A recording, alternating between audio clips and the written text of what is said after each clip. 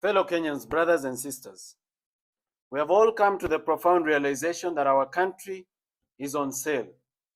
Shockingly, the buyer is also the seller.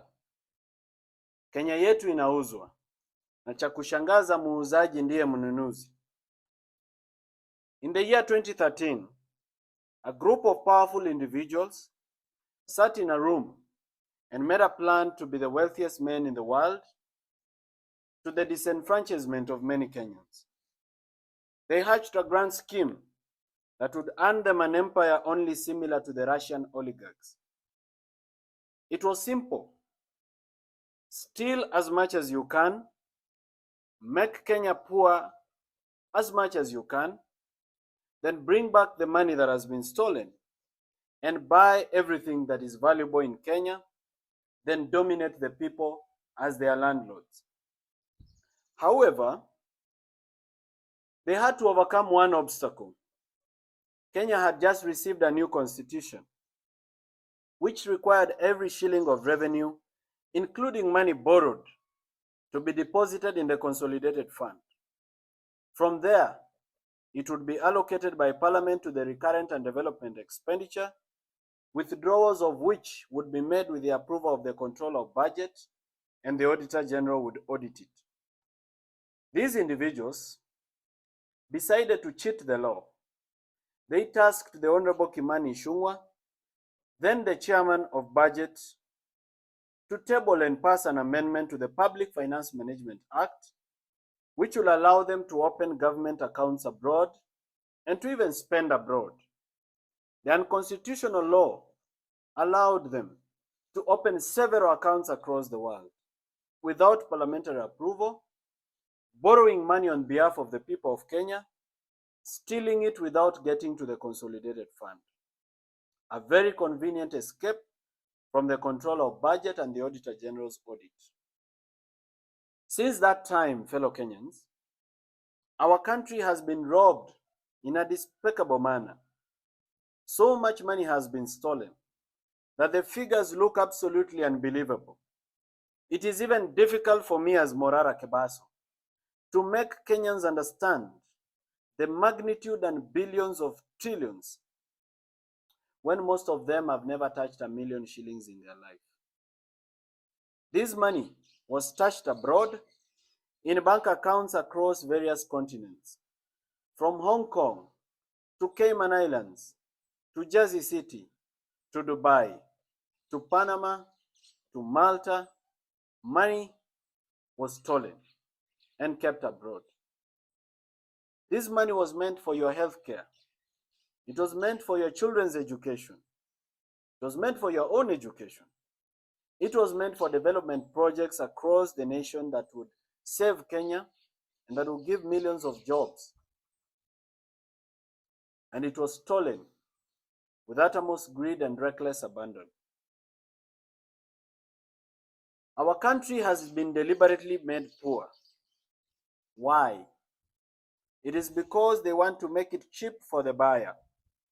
State corporations that employ very many Kenyans have been run down to intentionally make losses so that these individuals can justify privatization of these institutions. The hyenas of Kenya have decided they want to eat their own children, and they have accused them of smelling like goats. Unfortunately, the hyenas want to eat everything, including national assets that are sensitive to national security. A case in point is the Jomo Kenyatta International Airport. The Kenyan law does not permit any Kenyan to buy any public asset unless through a very tedious process under the Asset and Disposal Act and many other laws. But here comes a foreigner who has been permitted to own 20% of our airport after a 30-year lease. What a shock. Something that any Kenyan cannot be allowed to do, regardless of how much money they have. And yet these are foreigners, and they are allowed to own this. The purported foreigners are not even foreigners. They are proxies for Kenyans who hide behind foreign names and foreign faces. Our money that has been stolen since 2013 when Uhuru Kenyatta was president has started coming back through proxies in the face of investors. They call it public-private partnership or privatization or foreign investment. Very sweet words for state capture and money laundering. In February of 2024, the Cabinet of Kenya, led by President William Ruto, approved the following state corporations for sale. The first one was the National Bank of Kenya, where the government of Kenya owns 22% and NSSF owns 48%. Consolidated Bank of Kenya, where the Deposit Protection Fund owns 50% on behalf of the government of Kenya. Development Bank of Kenya, where ICDC owns 89% on behalf of the government of Kenya. Agrochemical and Food Corporation ADC, where ADC owns 28% and ICDC owns 28%, all on behalf of the government of Kenya. These are state corporations that were supposed to be sold or privatized. Kenya Wine Agencies, 72% is owned by ICDC. East African Portland Cement, warehouses were demolished recently. NSSF owns 27% and government of Kenya owns 25%. All this is the government of Kenya ownership. Kenya Meat Commission was to be privatized, where the government owns 100%.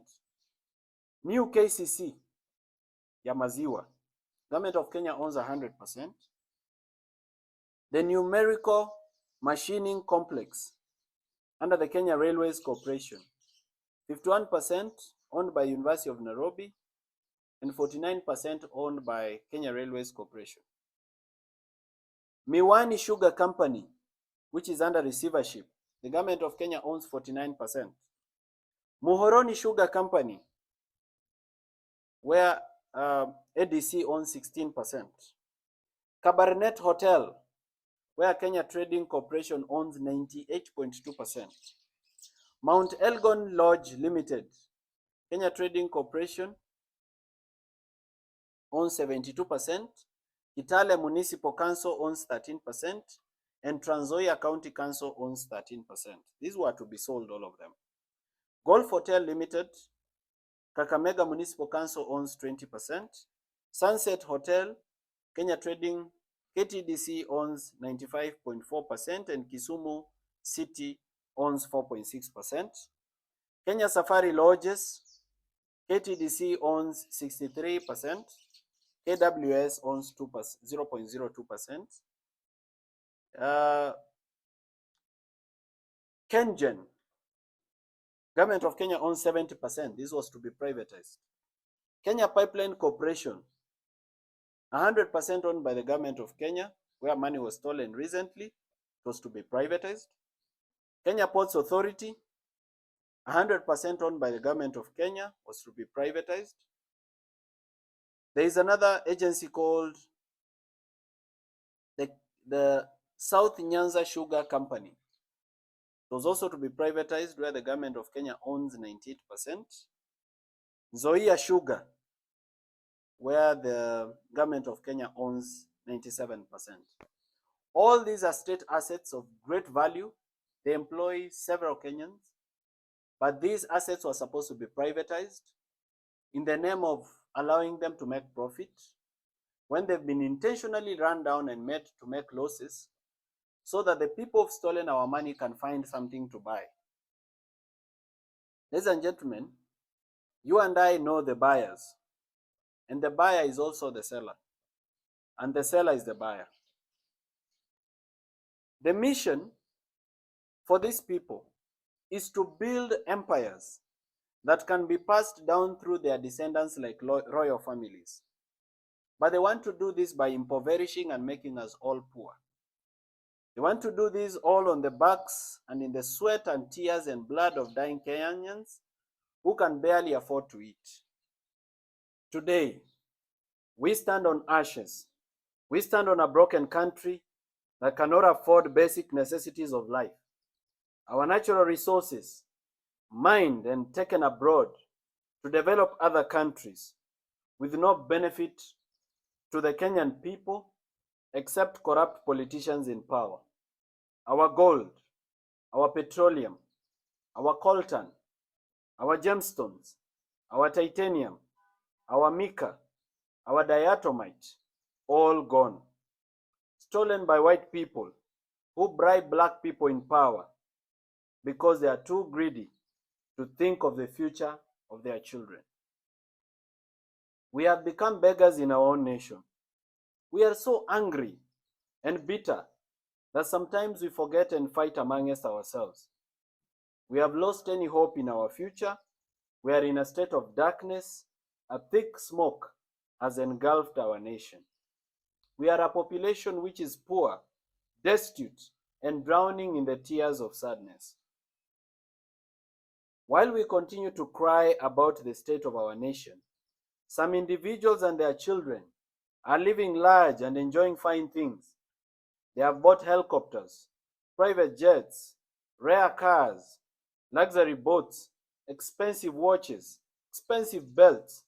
They have bought holiday homes around the world, and they have invested in building private cities. They have bought our banks. They control the sectors of our life.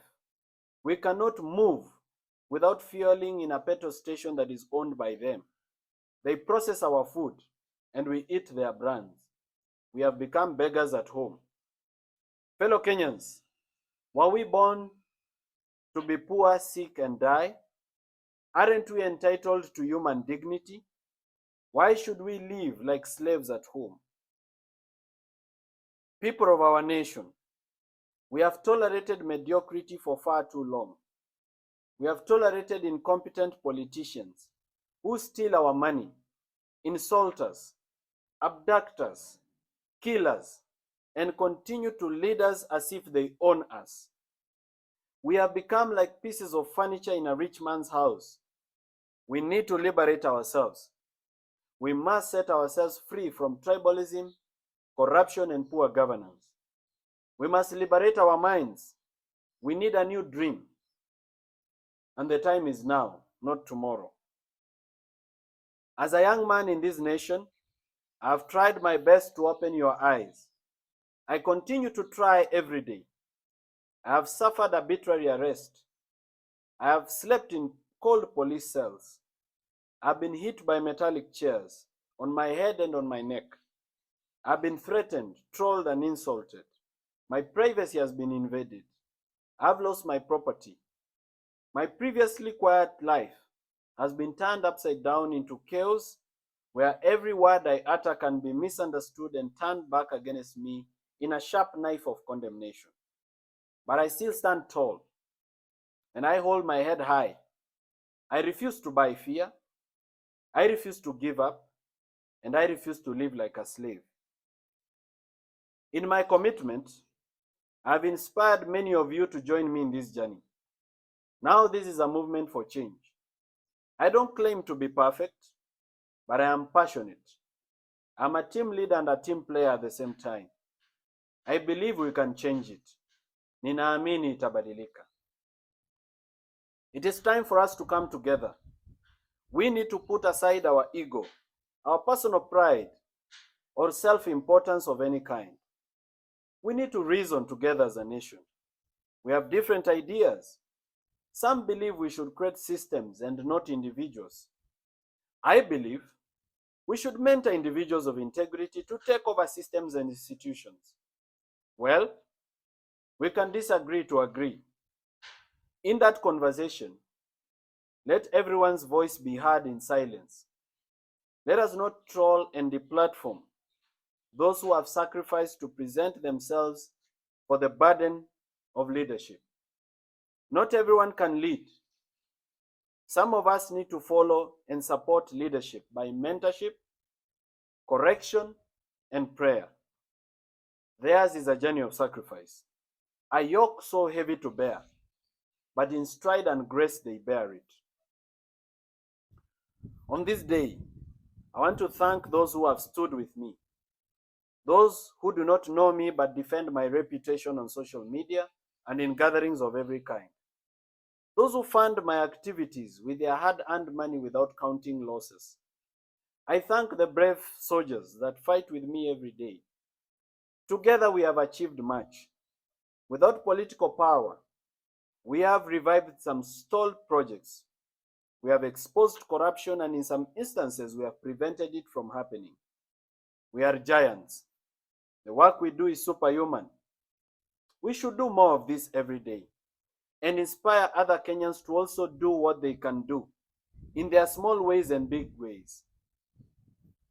I also thank Kenyans of integrity who have stood with the nation.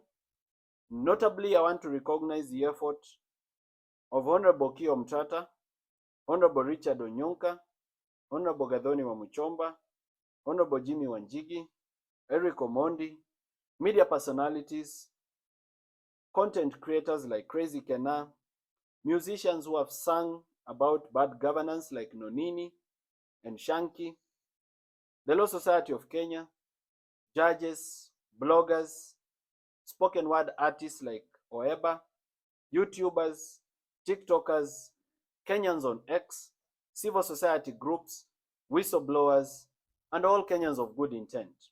If I have not mentioned you, it's not because you're little, but because I may not be able to mention all of you. May you live to see the change that you're fighting for. And may you sacrifice, and may your sacrifice be rewarded in abundance. Now, ladies and gentlemen, the government has learned about your sacrifice and your relentlessness. To divide and conquer you, they have opened several battles. They want to wear you down and scatter you so that you fight different battles in different directions. In less than 3 months, the country has witnessed controversial legislation on the extension of term limits of the president and parliament and on the agriculture bill, a disastrous healthcare system, worker strike, a divisive impeachment, university funding quagmire, an airport theft, abductions, killings, and so much more that we are confused which war to fight and which one to wait. This is deliberate and very intentional. It is the mission of those in power to wear us down and drain our energy. It's an emotional fatigue strategy. We must forge an alliance. We must combine our efforts and combine our problems into one message: regime change. We need to completely overhaul the system. We need to recall members of parliament. We need a fresh election for the presidency before 2027. We are impatient. We cannot wait for 2027. We need to wipe out this corrupt system and their cousins, whichever way they come.